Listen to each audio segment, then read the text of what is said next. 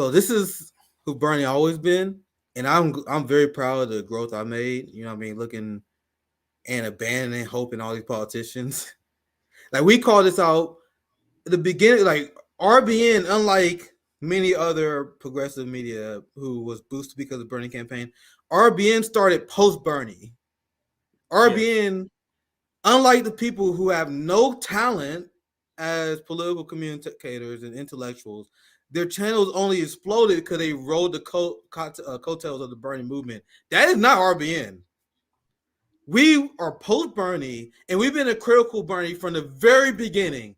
Why do you guys think that Bernie left hates our guts to the point where they're like, nigga, let's tell the chairman, let's send the chairman some emails to try to get the chairman. They hated us. The Bernie left hated us, our guts. They hate my gut. They still do, right? Why? Because we was right about Bernie Sanders immediately. Our whole infrastructure was built on, let's go further left than Bernie. Let's find another way to organize outside of the ineffectual social democrat Bernie left. And that thesis of our channel, many people couldn't handle it. Fam.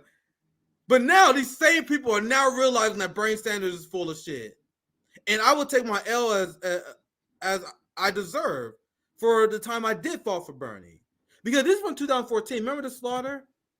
Which is this slaughter is like 2 times worse than 2014. But 2014 was pretty brutal because you had the IDF and the Israeli military that was embarrassed as well. Them indiscriminately bombing civilians in Gaza as well.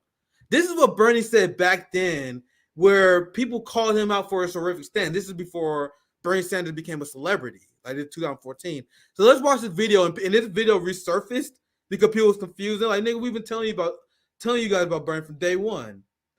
And I'm glad I listened because there are a lot of people who saw the critics and they're like, oh, fuck you guys. But people like Misty will tell you, Nico House was another one. Nico House was an extremely early critic of Bernie. And a lot of people canceled it. People are like, no, I'd rather listen to these people. I learned, and that what got me off of Bernie. But this is the kind of stuff that Bernie always been. So let's watch this video real quick. Money that came into shut up. Hamas is sending missiles into Israel. Go back. And you know where some of those missiles are coming from? He's reading an 8-pack strip. Populated areas. That's a fact. Hamas has used money that came into Gaza for construction purposes, and God knows they need roads and all the things that they need, and use some of that money to build these very sophisticated tunnels into Israel for military purposes. For survival purposes. Okay, one second. Yes, no, I don't want to be interrupted. Question was asked. It's a fair question. And I'm trying to. Look, if you don't, you know, excuse me, shut up. Excuse me. Shut up. Bro, Bernie Sanders shows more anger at protesters than he ever did Joe Biden.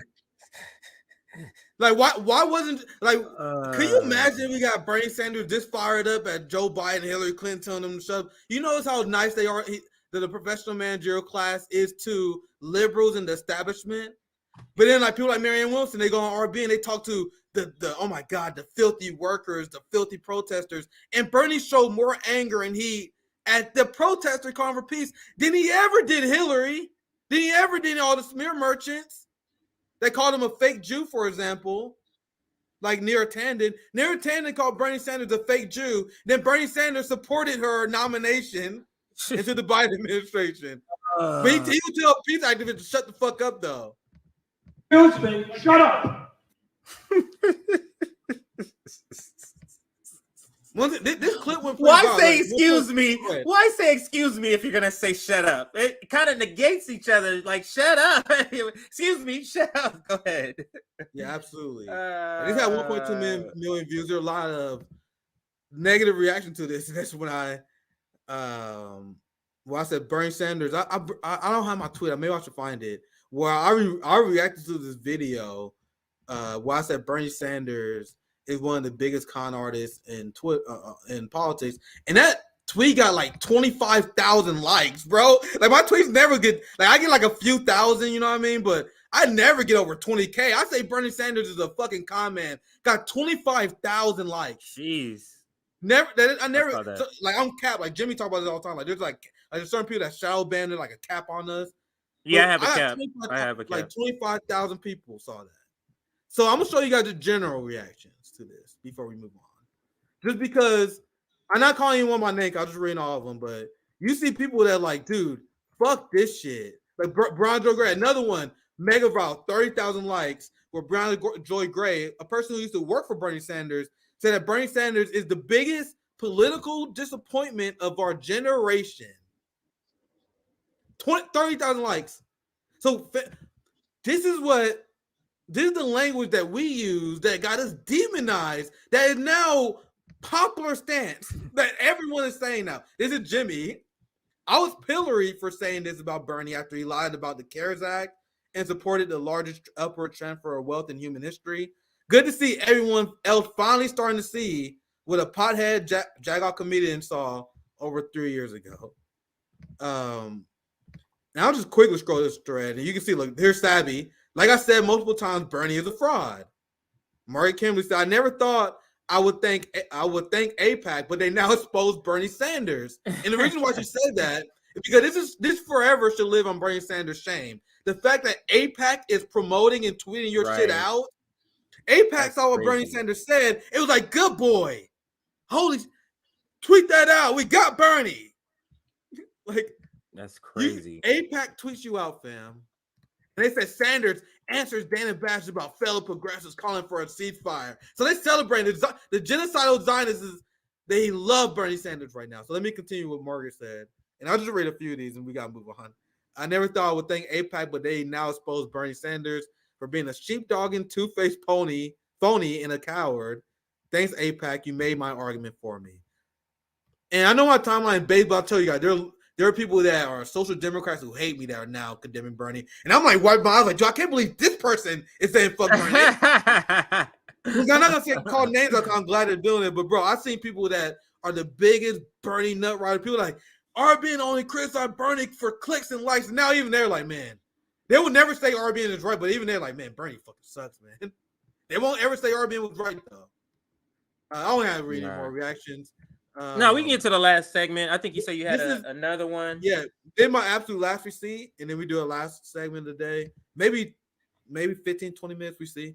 But I want you guys to understand, Bernie Sanders is currently to the right of Ronald Reagan on Israel. And I actually just learned this. Like you guys, I'm always learning new things too.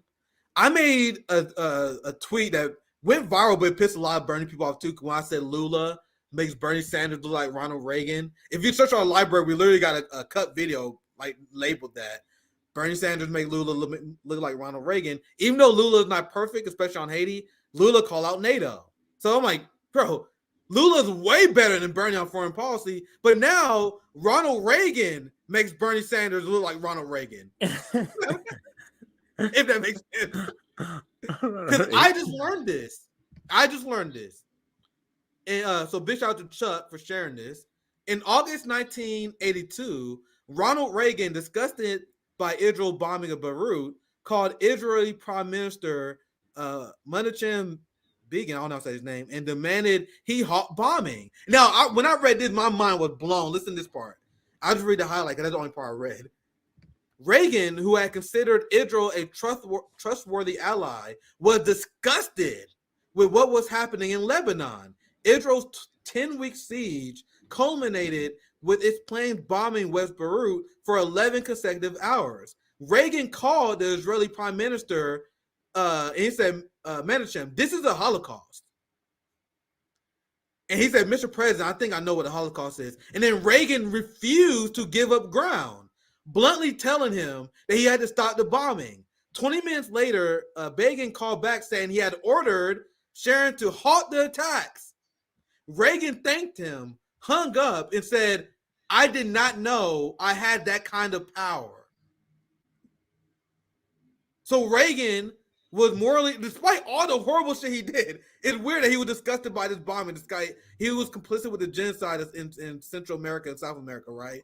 But this is whatever turned him, and he called Israel, and the United States have such power over Israel. He told them he demanded that they end the bombing, and they listened. Because the United States have that power. That's why people who pretend that the United States can't do anything about this, they are full of shit. They are full of shit.